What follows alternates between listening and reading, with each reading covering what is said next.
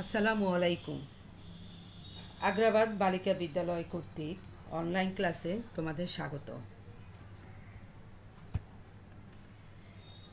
কেমন আছো তোমরা? আশা করি সবাই ভালো আছো, সুস্থ আছো এবং নিরাপদে আছো। আজকে আমি ক্লাস নিব তোমাদের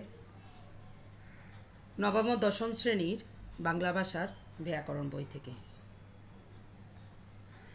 শিক্ষার্থীরা, আমি সমাস অধ্যায়টি নিয়ে এর আগে আরও 4টি ক্লাস করেছিলাম। আজ সমাসের পঞ্চম ক্লাস এবং সর্বশেষ ক্লাস। আমি আশা করি তোমরা এর আগের ক্লাসগুলো ভালোভাবে বুঝতে পেরেছ। তারপরেও যদি সমাস অধ্যায়টি নিয়ে তোমাদের কোনো কিছু বোঝার সমস্যা থাকে, ইনশাআল্লাহ ক্লাস শুরু হলে আমরা সেইগুলো সমাধান করার চেষ্টা করব। তাহলে আজকে আমার পাঠের বিষয় অব্যয়ীভাব সমাস, প্রাতি সমাস এবং নিত্য সমাস। তোমরা জানো আমাদের সমাস প্রধানত 6 প্রকার। সেই 6 প্রকারের মধ্যে অব্যয়ীভাব সমাস একটি প্রকারে পড়ে। তাহলে অব্যয়ীভাব সমাস এখানে প্রধান সমাস, আর প্রাতি সমাস এবং নিত্য সমাস এই দুটি অপ্রধান সমাস। তাহলে আজকে আমি তোমাদের সাথে অব্যয়ীভাব সমাস, প্রধান সমাস অব্যয়ীভাব সমাস এবং অপ্রধান সমাস প্রাতি সমাস এবং নিত্য সমাস নিয়ে আলোচনা করব।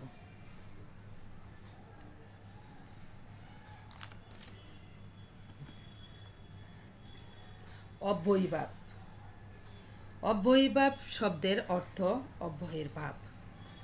অব্যয়ের ভাব মানে দেখতে অব্যয়ের মতো। পূর্বপদে অব্যয় যোগে নিষ্পন্ন হবে এবং পূর্বপদে প্রাধান্য থাকবে অব্যয়ীভাব সমাসে।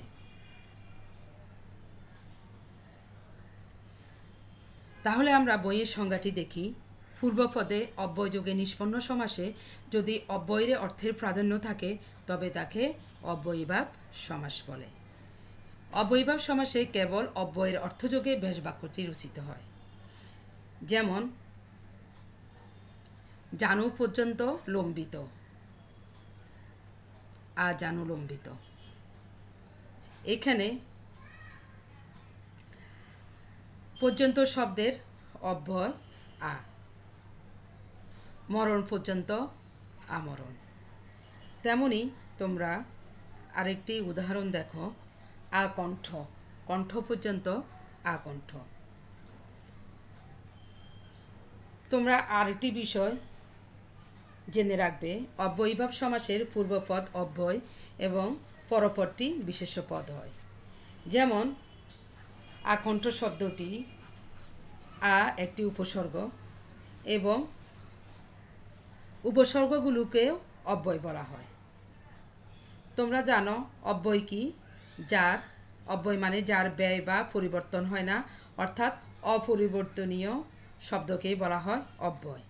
তাহলে উপসর্গগুলোকেও আমরা অব্যয় হিসাবে জানি, অব্যয় বলা হয়।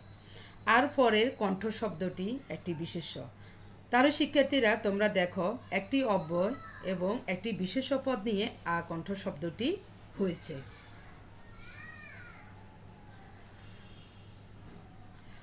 তাহলে আমরা বুঝতে পেরেছি অব্যয়ীভাব সমাসের সাথে উপসর্গেরও মিল আছে।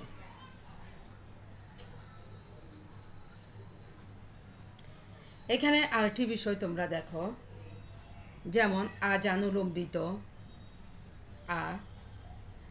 মরণ পর্যন্ত আমরণ।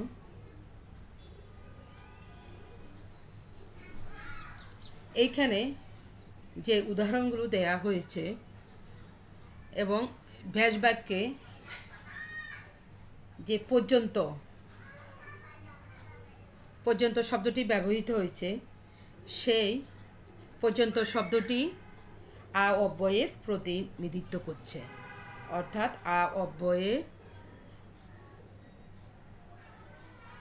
অব্যয়টি কি বোঝাচ্ছে? পর্যন্ত শব্দ অর্থ বোঝাচ্ছে। পর্যন্ত শব্দটি এখানে প্রাধান্য পাচ্ছে। তাহলে আমরা দেখতে পাচ্ছি যে অব্যয়ীভাব সমাসে অব্যয়ের অর্থযোগে ব্যাস বাক্যটি কি হয়? রচিত হয়। সামীপ্য, নৈকট্য, বিপসা, পৌনঃপুনিকতা, পর্যন্ত অভাব, অনতিক্রম্যতা, সাদৃশ্য, যোগ্যতা প্রভৃতি নানা অর্থে অব্যয়ীভাব সমাস হয়।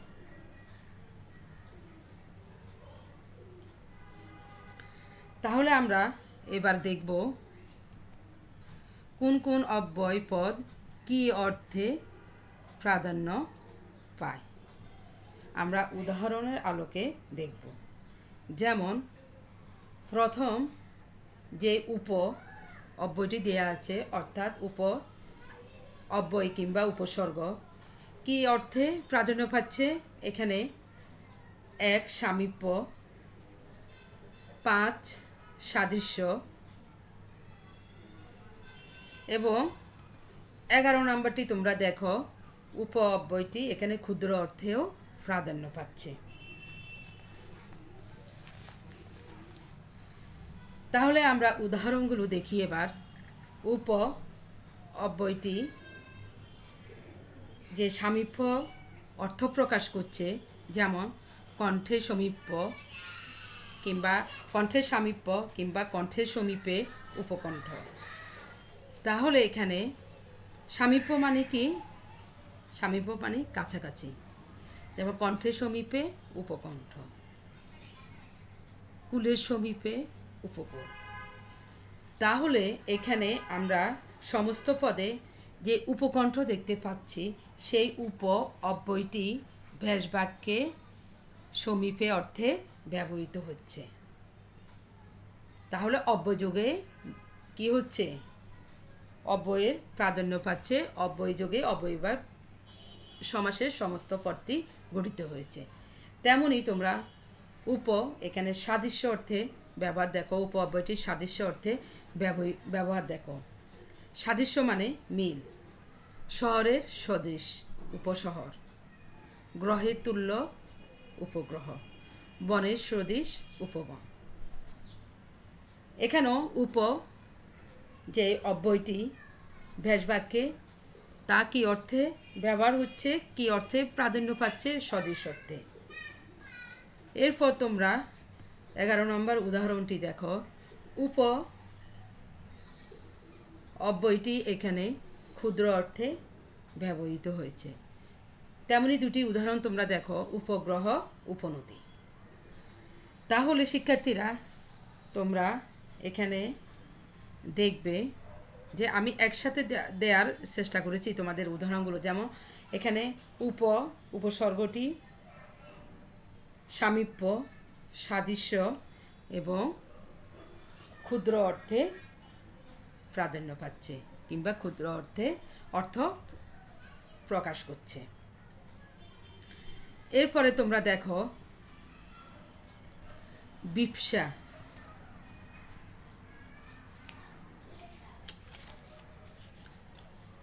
বিপসা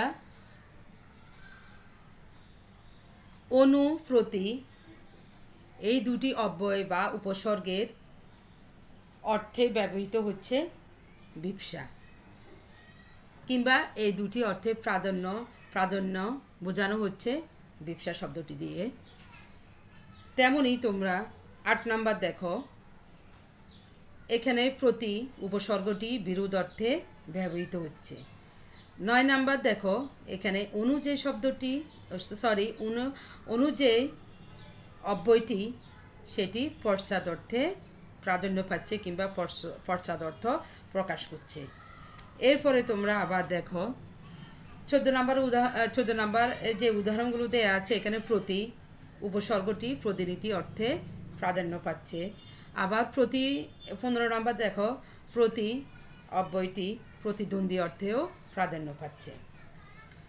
তাহলে এবার আমরা আসি, উদাহরণগুলো দেখি বইয়ের। অনু, প্রতি অব্যয়টি যে বিপসা অর্থ প্রকাশ করছে কিংবা বিপসা অর্থে প্রাধান্য পাচ্ছে, তার উদাহরণগুলো তোমরা দেখো। দিন দিন, প্রতিদিন, ক্ষণে ক্ষণে, প্রতিক্ষণে, ক্ষণ ক্ষণ, অনুক্ষণ। এরপর তোমরা দেখো 8 নম্বরটি দেখো। প্রতি উপসর্গটি বিরোধ অর্থ প্রকাশ করছে। যেমন বিরুদ্ধবাদ, প্রতিবাদ, বিরুদ্ধকুল, প্রতিকূল। এরপরে আবার তোমরা অনু উপসর্গটি দেখো, সেটা পশ্চাৎ অর্থে প্রাধান্য পাচ্ছে কিংবা পশ্চাৎ অর্থ বোঝাচ্ছে। পশ্চাৎ মানে পিছনে, যেমন পশ্চাৎ গমন, অনুগমন, পশ্চাৎ দাবন, অনুদাবন।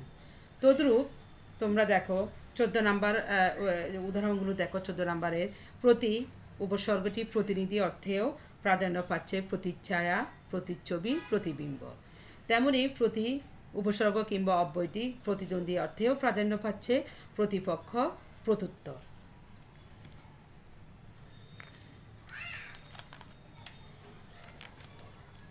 এরপর আমরা দেখব নি, নির। এইখানে নি, নির অব্যয় কিংবা উপসর্গটি অভাব অর্থে প্রাধান্য পাচ্ছে, যেমন আমিষের অভাব, নিরামিষ।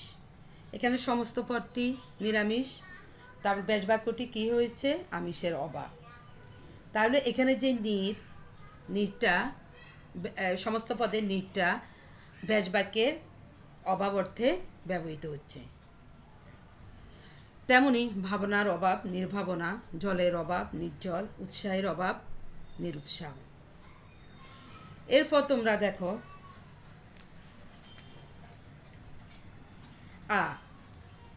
আ উপসর্গটি এখানে পর্যন্ত অর্থে প্রাধান্য পাচ্ছে কিংবা পর্যন্ত অর্থ বোঝাচ্ছে 4 নম্বরে। এরপরে এখানে দেখো আবার আ উপসর্গ দিয়ে ঈষৎ অর্থেও প্রকাশ করছে, ঈষৎ অর্থ প্রকাশ করছে, ঈষৎ অর্থে প্রাধান্য পাচ্ছে। তাহলে আমরা এবার উদাহরণগুলো দেখি। পর্যন্ত আ, অর্থাৎ আ উপসর্গটি পর্যন্ত অর্থে কিভাবে ব্যবহার হচ্ছে। সমুদ্র থেকে, ব্যাসবাক্যে দেখো তোমরা, সমুদ্র থেকে হিমাচল পর্যন্ত, আ সমুদ্র হিমাচল। পা থেকে মাথা পর্যন্ত, আপাদমস্তক। এরপর তোমরা 10 নম্বরে দেখো আ উপসর্গটি ঈষৎ অর্থে প্রাধান্য পাচ্ছে, ঈষৎ নত, আনত, ঈষৎ রক্তি, আরক্তি।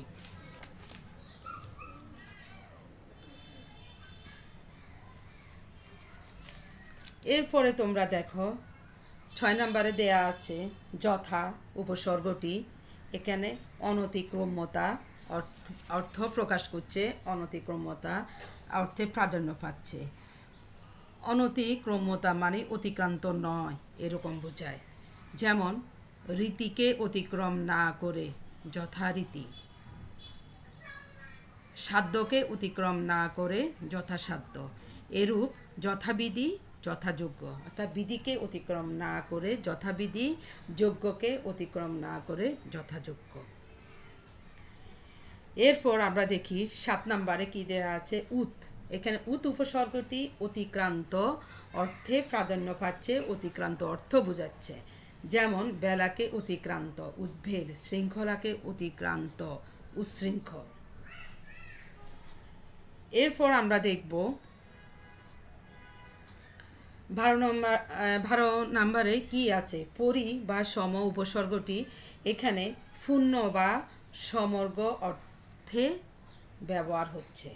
ব্যবহৃত হচ্ছে, যেমন এখানে পরিপূর্ণ, সম্পূর্ণ, এই দুটি উদাহরণ দেয়া আছে। এরপর আমাদের বাকি থাকে আর 13 নাম্বার। 13 নাম্বারে কি আছে? প্র, পর।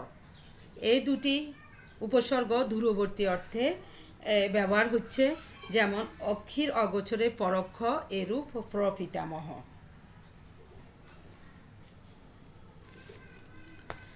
তাহলে শিক্ষার্থীরা তোমরা তোমাদের বইতে উদাহরণ যেগুলো যে দেয়া আছে 1 থেকে 15 পর্যন্ত অব্যয় বা সমাসের যে উদাহরণগুলো দেয়া আছে, আশা করি তোমরা একটু মনোযোগ সহকারে পড়লে এগুলো আয়ত্ত করতে পারবে।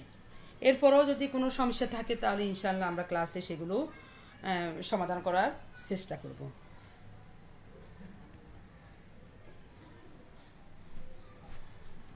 এরপরে দেখো আমাদের উল্লেখিত যে প্রধান 6টি সমাস আছে, এর বাইরেও আমাদের কিছু অপ্রধান সমাস আছে।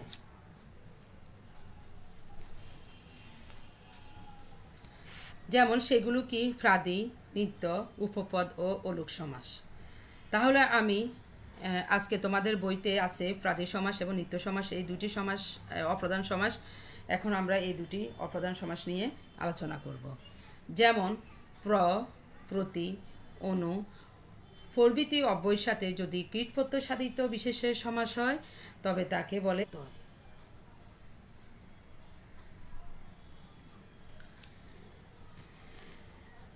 তাহলে শব্দের প্রথমে যে প্র উপসর্গ থাকে কিংবা প্রতি কিংবা অনু উপসর্গ মানে এই যে অব্যয়গুলো থাকে, তাহলে আমরা সেটাকে বলবো প্রাদি সমাস। উপসর্গ তো আমরা জানি, আগেও পড়েছি, তোমরা জানো শব্দ ধাতুর আগে বসে উপসর্গ। তাহলে শব্দ বা ধাতুর আগে যদি প্র উপসর্গ বসে তাহলে আমরা বুঝবো তা প্রাদি সমাস। তাহলে তোমাদের মনে একটা প্রশ্ন আসতে পারে, উপসর্গ শব্দের আগে অর্থাৎ শব্দের আগে যদি উপসর্গ আসে তাহলে আমরা তো অবয়ব সমাস বলেছি, অর্থাৎ উপসর্গ মানে অব্যয় আসে, তাহলে কেন এখানে আমরা প্রাদি সমাস বলবো? তাহলে তোমাদের একটা কথা মনে রাখতে হবে, প্রাদি সমাস কিন্তু অবয়ব সমাসের অন্তর্ভুক্ত। মনে করো এখানে যে একটি উদাহরণ দেয়া আছে, প্রগতি। পরীক্ষায় তোমাদের যদি আসে প্রগতি, এটি কোন সমাস? মনে করো অপশনে দুটি দেয়া আছে, অব্যয়ী সমাসও আছে, প্রাদিও সমাস আছে, তাহলে তোমরা কোনটি দিবে? তাহলে তোমরা অব্যয়ীভাব সমাসে দিবে। দুটি থাকলে অব্যয়ীভাব সমাস দিবে, আনসার করবে অব্যয়ীভাব সমাস। আর যদি অব্যয়ীভাব সমাস না থেকে অপশনে শুধু প্রাদি সমাস থাকে তাহলে তখন দিবে প্রাদি সমাস। আর এখানে প্র ব্যাস বাক্যে প্রকৃষ্ট হয়ে থাকে, যেমন প্র যে বচন, প্রবচন, এরূপ পরি যে ভ্রমণ, পরি মানে চতুর্দিকে, পরিভ্রমণ, অনুতে যে তাপ, অনুতে মানে পশ্চাতে মানে পিছনে যে তাপ, অর্থাৎ আমরা যদি আমাদের কোনো কর্মের জন্য অনুতাপ করি কিংবা আমার এই কাজটি ভালো হয়নি সেটার জন্য পিছনের কোনো কিছু নিয়ে আমি যদি সেটার জন্য দুঃখ প্রকাশ করি, মনে দুঃখ আসে, তাহলে সেটাকে বলা হয় অনুতাপ। তদ্রূপ প্রভাত, তাহলে এখানে প্র কি প্রকাশ পাচ্ছে? প্রকৃষ্ট রূপে প্রকাশ পাচ্ছে। তেমনি প্রগতি ইত্যাদি। তারপরে আমরা আর একটু দেখো তোমরা, এখানে দুটি শব্দ প্রত্যক্ষ, প্রত্যুষ। মনে রাখতে হবে, কিংবা কেউ যদি বলে প্রত্যক্ষ প্রত্যুষ দুটির সাথে প্র আছে, তাহলে এই দুটি সমাসকে প্রাদি সমাস হবে না, এই দুটি সমাস প্রাদি সমাস হবে না। কারণ আমরা বলেছি উপসর্গের পরে ধাতু কিংবা শব্দ হতে হবে। তোমরা তো জানো ক্রিয়ার মূল অংশ ধাতু, অর্থাৎ যা আমাদের এখানে কীটপত্তর সাধিত বিশেষ কীটপত্তর সাধিত শব্দগুলো বোঝাচ্ছে, সেগুলো মূলত আমরা ধাতু। তাহলে আমরা বলছি উপসর্গের পরে ধাতু কিংবা শব্দ হতে হবে। তাহলে তোমরা লক্ষ্য করো, প্রত্যক্ষ এর দক্ষ, প্রত্যুষ এর তুষ, এগুলো শব্দও না আবার কি ধাতুও না, সুতরাং এইটি প্রাদি সমাস হবে না।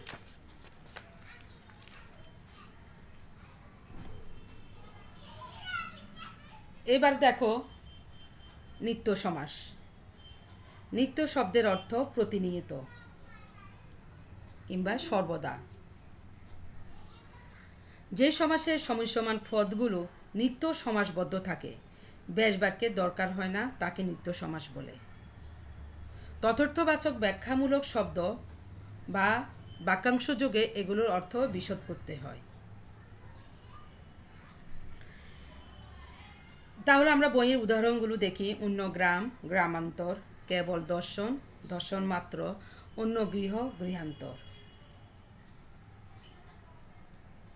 কাল তুল্য, সাপ, কালসাপ, তুমি, আমিও, সে, আমরা, 2 এবং 90, 92। তাহলে শিক্ষার্থীরা একটি কথা তোমরা খেয়াল করবে, আমরা নিত্য সমাস চিনব কীভাবে? তাহলে আমরা এখানে উদাহরণ আলোকে বলতে পারি, শব্দের শেষে অন্তর থাকলে নিত্য সমাস, এই অন্তর কিন্তু মন বা হৃদয় না, এই অন্তর এক জায়গা থেকে অন্য জায়গায়, অর্থাৎ বিয়োগ, তাই অন্তর। তাহলে এখানে অন্তরের উদাহরণগুলো আমরা কি পাচ্ছি, যেমন অন্য গ্রামান্তর অন্তর আছে, কেবল দর্শন মাত্র, এখানে আছে মাত্র। তাহলে এখানে যে মাত্র আছে, তাহলে আমরা বুঝবো যে মাত্র থাকলেও নিত্য সমাস হয়। তাহলে আগে অন্তর দিয়ে আমরা আরেকটু কয়েকটা উদাহরণ দেখি। যেমন এখানে বইতে আছে গ্রামান্তর, তদ্রূপ, রূপান্তর, ভাষান্তর, দেশান্তর, এগুলো কিন্তু নিত্য সমাসের উদাহরণ, এগুলো শেষে অন্তর আছে। তোমরা এখানে দুটি উদাহরণ দেখো, মনন্তর, তেপান্তর। মনন্তর মনোযোগ অন্তর, সন্ধিযোগে গঠিত মনন্তর। তেপান্তর তিন প্রাত্যের সমাহার, এটি একটি দ্বিগু সমাসের উদাহরণ। তাহলে এই দুটি উদাহরণ কিন্তু নিত্য সমাসের উদাহরণ হবে না, কারণ মনন্তর এটি সন্ধিযোগে গঠিত হয়েছে, তেপান্তর এটি একটি দ্বিগু সমাসের উদাহরণ। এরপরে আমরা দেখি কেবল দর্শন মাত্র। তাহলে শব্দের শেষে মাত্র থাকলেও কি হবে, নিত্য সমাস হবে। কিন্তু শুধুমাত্র, কেবলমাত্র এই শব্দগুলো নিত্য সমাস হবে না, কারণ শুধু যা মাত্র তা, আবার কেবল যাই বোঝায়, মাত্র তাই বোঝায়। আরেকটি উদাহরণ তোমরা দেখো, দুগ্ধ ফেননিব।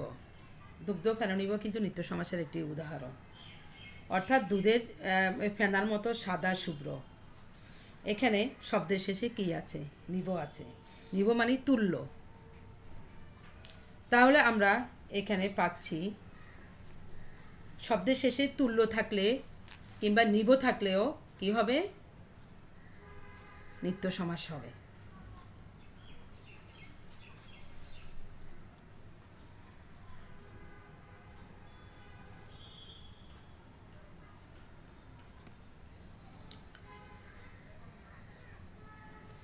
আর দুটি উদাহরণ তোমাদের দেয়া আছে, যে তুমি, আমি ও সে, আমরা, 2 এবং 90, 92, এই দুটি উদাহরণ আশা করি তোমাদের মনে থাকবে।